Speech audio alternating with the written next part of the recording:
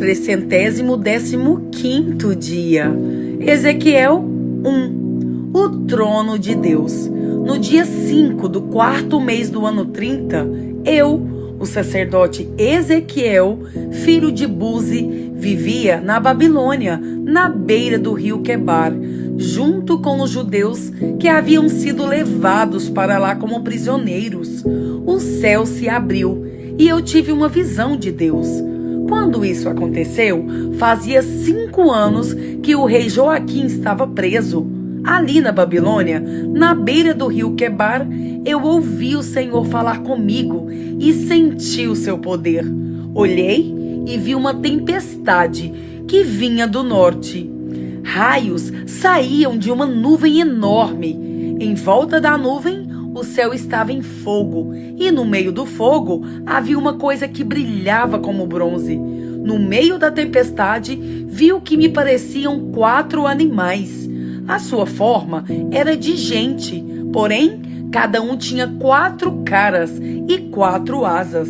As pernas deles eram retas e tinham cascos que eram parecidos com cascos de touro e que brilhavam como bronze polido. Além das 4 caras e das 4 asas, cada um tinha 4 mãos de gente, uma debaixo de cada asa. 2 asas de cada animal estavam abertas, com as pontas tocando uma na outra. Assim, os animais formavam um quadrado e andavam em grupo sem virar o corpo. Cada animal tinha 4 caras diferentes. Na frente, a cara era de gente. Do lado direito, era de leão.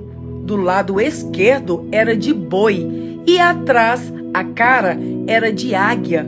2 asas de cada animal se abriam para cima e tocavam as pontas das asas dos animais que estavam ao seu lado. E com as outras 2 asas, eles cobriam o corpo. Cada animal podia olhar para as 4 direções e, por isso, o grupo ia aonde queria, sem precisar virar. Entre os animais, havia uma coisa que parecia uma tocha acesa e que estava sempre em movimento. O fogo aumentava e do fogo saíam relâmpagos e os animais corriam para cá e para lá como relâmpagos. Quando eu estava olhando para os 4 animais, vi 4 rodas no chão, uma ao lado de cada um deles. As 4 rodas eram iguais e brilhavam como pedras preciosas. Dentro de cada roda havia outra roda atravessada. E assim, sem virar, as rodas podiam rodar em qualquer direção. Os aros das rodas eram cobertas de olhos. Quando os animais andavam, as rodas rodavam ao lado deles. Quando os animais subiam da terra, as rodas também subiam. Os animais iam aonde queriam e as rodas faziam o que os animais faziam, porque os animais as controlavam. Assim, toda vez que os animais andavam ou paravam ou subiam do chão, as rodas faziam o mesmo. Acima das cabeças dos animais havia uma coisa que parecia uma cobertura curva, feita de cristal brilhante. Debaixo da cobertura, cada animal abria 2 asas na direção das asas do outro que estava ao seu lado e cobria o corpo com as outras 2 asas. Eu ouvi o barulho das suas asas quando voavam. Era como o rugido do mar, como o barulho de um grande exército, como a voz do Deus Todo-Poderoso. Quando paravam de voar, abaixavam as asas, mas ainda se ouvia um som que vinha de cima da cobertura que estava sobre as cabeças deles. Acima da cobertura curva, havia uma coisa parecida com um trono feito de safira. Nele estava sentado alguém que parecia um homem e que brilhava como se fosse bronze no meio do fogo. Todo ele brilhava com o mesmo clarão de fogo, e a sua luz tinha todas as cores do arco-íris nas nuvens. Este era a luz brilhante que mostra a presença da glória do Senhor. Ezequiel 2.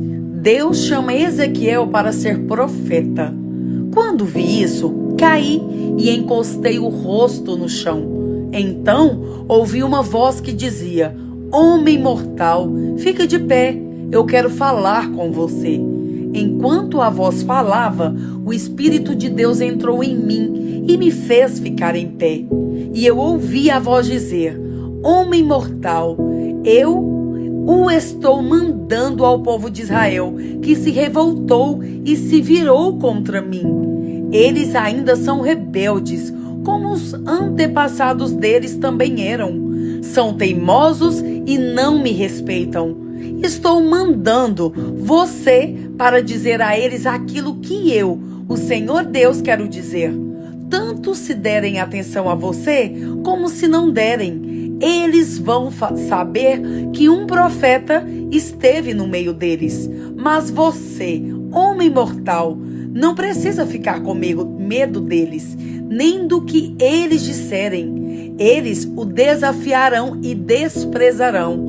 Viver no meio deles será como viver no meio de escorpiões. Mesmo assim, não tenha medo daqueles rebeldes, nem de qualquer coisa que eles disserem.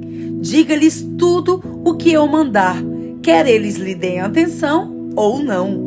Lembre que eles são teimosos, homem mortal. Preste atenção no que eu estou dizendo. Não seja teimoso com eles. Abra a boca e coma o que vou dar a você. Aí eu vi uma mão que se estendia para mim, segurando um rolo. Ela o desenrolou e vi que nos dois lados havia coisas escritas. E o que estava escrito eram gritos de dor, lamentos e gemidos. Hebreus 4. Deus nos deixou a promessa de que podemos receber o descanso de que Ele falou. Portanto, tenhamos muito cuidado para que Deus não julgue que algum de vocês tenha falhado, deixando assim de receber esse descanso. Pois, assim como aquelas pessoas ouviram, também nós ouvimos a boa notícia. Elas ouviram a mensagem, porém, ela não lhes fez nenhum bem, porque quando a ouviram, não a receberam com fé. Portanto, nós, os que cremos, recebemos o descanso prometido por Deus, como Ele mesmo disse: Eu fiquei irado e fiz este juramento. Eles nunca entrarão na terra prometida, onde eu lhes teria dado descanso. Ele disse isso, embora o seu trabalho já estivesse terminado desde o tempo em que havia criado o mundo. Pois, a respeito do sétimo dia, está escrito o seguinte em alguma parte das Escrituras Sagradas: No sétimo dia, Deus descansou de todo o trabalho que ele havia feito. E o mesmo assunto é repetido.